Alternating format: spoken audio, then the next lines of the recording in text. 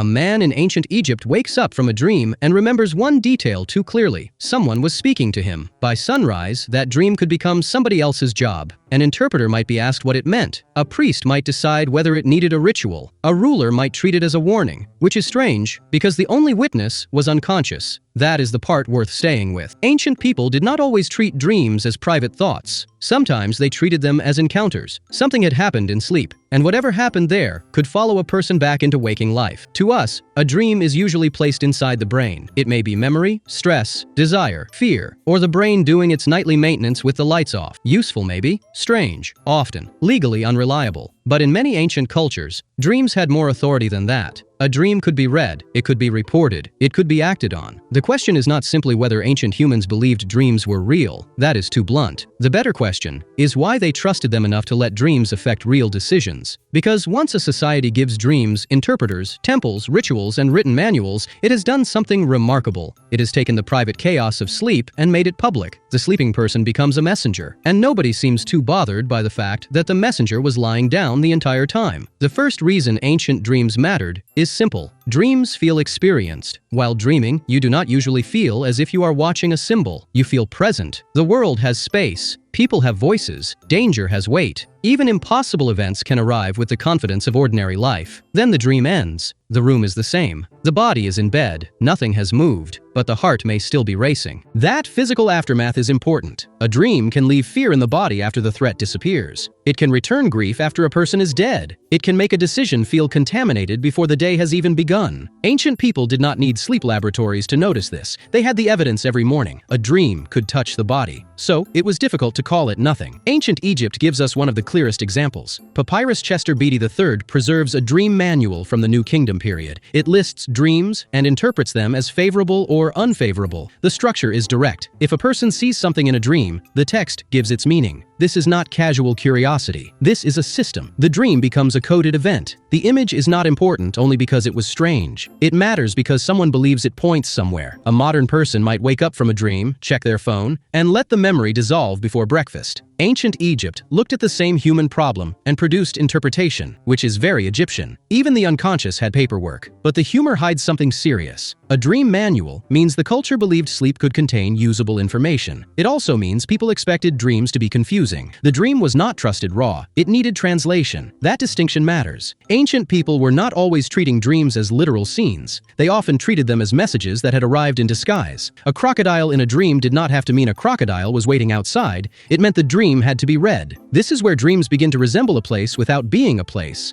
A city is real because people can enter it, return from it, talk about it, and agree that certain things happen there. Dreams are more unstable than cities, obviously. Cities usually do not turn into birds halfway through the afternoon. Still, ancient societies built shared rules around dreams. They gave sleep a kind of geography. There were good signs and dangerous signs. There were dreams that comforted and dreams that required action. There were people trained to explain the route back. Mesopotamia also treated dreams as serious material. In cuneiform, omen traditions, dreams could reveal danger, divine attention, or future outcomes. Some dreams came without being asked for. Others were sought through ritual. That changes sleep from a passive state into a method. If a person needed guidance, sleep could be prepared for. Rituals could be performed. A sacred setting could be chosen. The dream was no longer just the thing that happened after exhaustion won. It became a doorway people tried to use on purpose. This is one of the sharpest differences between ancient and modern thinking. Modern culture often treats dreams as internal. Ancient cultures often treated them as relational. A dream connected the sleeper to something beyond ordinary perception. A god, a dead person, a future event. Usually, one strong example is enough. The point is not that ancient dreams were crowded with supernatural visitors. The point is that the dreamer was not assumed to be alone. That made dreams socially powerful. A person could wake with an experience no one else saw, then bring it into the community. Someone else could judge it. Someone else could prescribe a response. The dream moved from the bed into the household, the temple, and sometimes the court. That is how a private image becomes public pressure. A dream did not need to be objectively real to change reality. It only needed people to act on it. And they did. The Greek world gives a striking example through healing sanctuaries of Asclepius. Sick people came to these places seeking help, and one practice involved sleeping in the sanctuary in hopes of receiving a healing dream. The patient prepared. The patient slept. The answer, if it came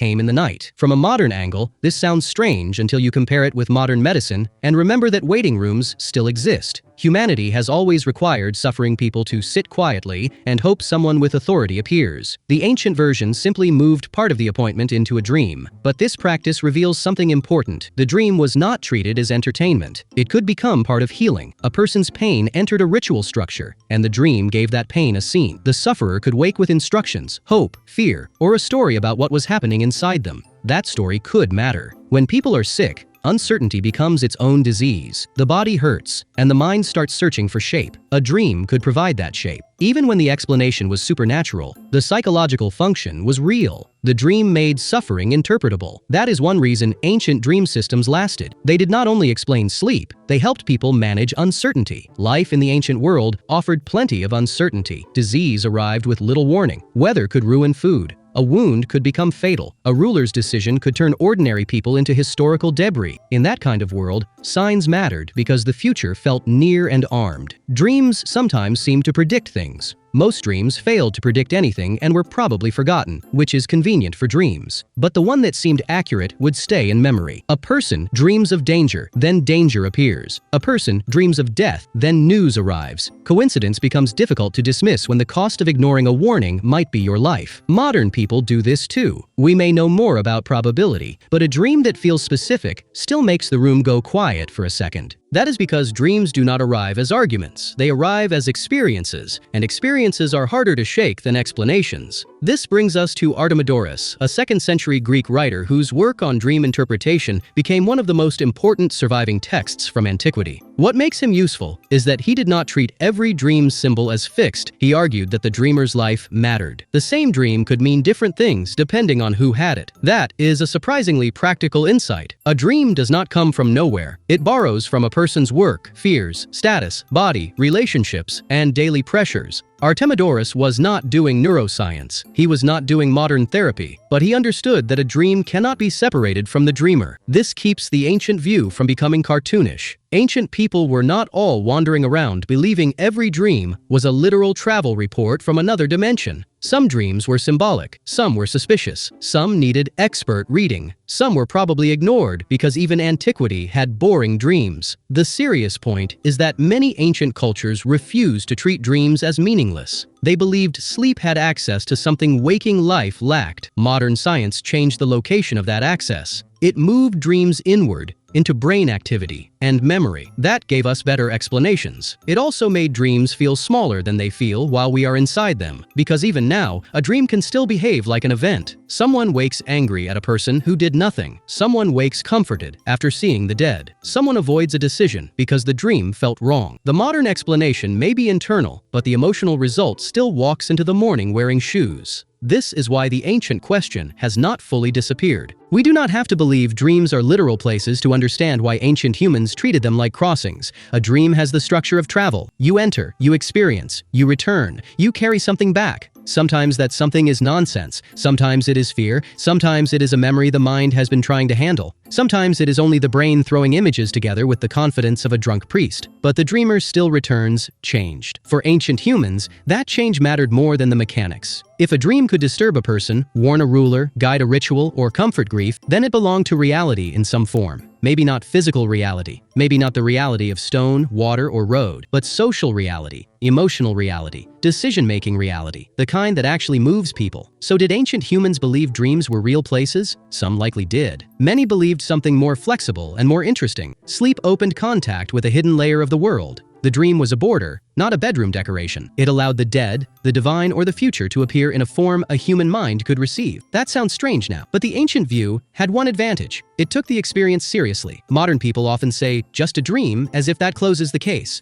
Ancient people were less quick to close it. They asked what the dream wanted, where it came from, whether it required action, and why it stayed in the mind after waking. Maybe they were wrong about the source. They were not wrong about the force. Every night, the brain builds a world convincing enough to scare the body, comfort the grieving, and confuse the waking self. Every morning, the world vanishes. No ruins remain, no footprints, no witnesses, only the person who came back. And for ancient humans, that was enough to ask the dangerous question. Where had they been? Thanks for watching. If you enjoyed this, subscribe for more. See you in the next one.